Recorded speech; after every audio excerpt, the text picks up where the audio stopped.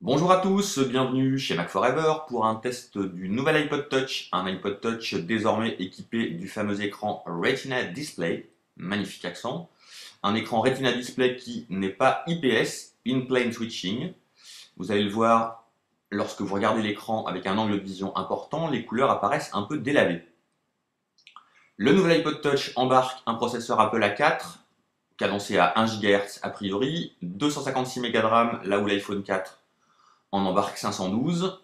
Il est donc plus fin que l'iPhone 4 et on va regarder tout de suite ce que donnent les performances en lançant Geekbench, disponible sur iOS. La vidéo est accélérée 2 fois. Le score est donc de 383 et sur un iPhone 4, le même Geekbench va nous donner un résultat assez voisin, quoique un peu inférieur, de 369.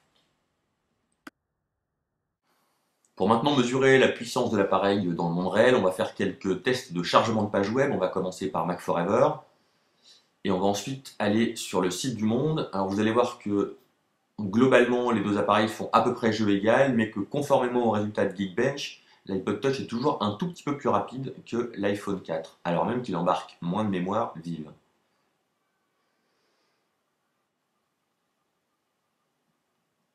On passe maintenant sur le site du Monde. Vous voyez que j'ai déréglé la balance des blancs de ma caméra.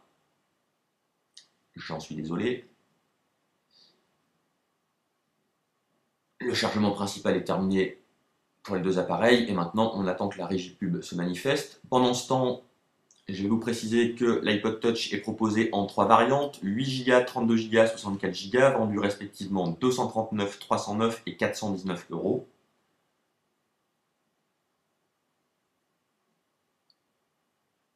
Voilà, l'iPod Touch a terminé de charger. L'iPhone 4 attend encore un petit peu. Et voilà, c'est fait. On va maintenant essayer de charger un article. Donc il n'y a pas de différence au niveau de l'usage entre les deux appareils. Les deux sont très réactifs.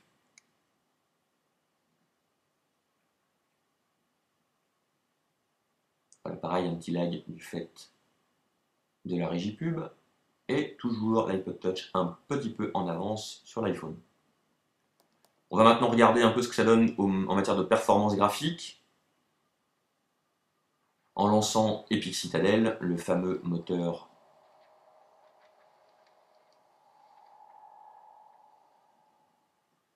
bon, vous voyez, temps de chargement identique, nombre d'images par seconde identique, là aussi. Donc vraiment, ce qu'on peut retenir, c'est qu'un iPod Touch de 4e génération est aussi rapide qu'un iPhone 4, voire un tout petit peu plus rapide. L'autre nouveauté importante de ce nouveau cru d'iPod Touch est l'arrivée de capteurs audio-vidéo à la fois en façade et au dos de l'appareil, qui nous permettent d'utiliser FaceTime, qu'on va essayer tout de suite en contactant notre ami Slug. Vous noterez cependant que ces capteurs sont très médiocres lorsqu'il s'agit de faire de la photographie. Si le capteur principal est capable d'enregistrer des vidéos HD 720p, il se contente par contre en matière d'enregistrement d'images de 960 par 720 pixels de résolution, autant dire que vous pourrez faire des impressions timbre-poste avec.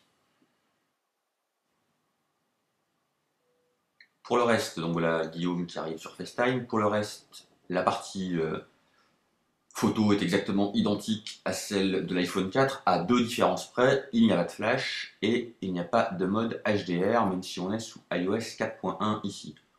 Donc même bouton pour basculer de la caméra en façade au capteur au dos de l'appareil. Enregistrement HD 720p de très bonne qualité, même si on est sur un capteur à balayage, donc qui pourra rendre bizarrement les objets en mouvement. Voilà, donc la vidéo est de très bonne facture. Vraiment, on peut considérer que cet iPod Touch est capable de faire de la vidéo. On peut plus difficilement considérer qu'il est capable de faire de la photo.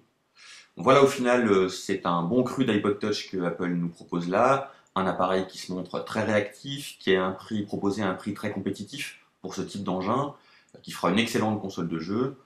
Quelques petits griefs quand même. La surface au dos, on trouve vraiment fragile, qui se raye et qui marque beaucoup les doigts, et une finesse très importante, certes, mais qui induit quelques difficultés à brancher le connecteur dock, ce qui est quand même un petit peu un paradoxe. Voilà, On espère que cette revue vous a intéressé et on vous dit à très bientôt sur Mac Forever. Bye!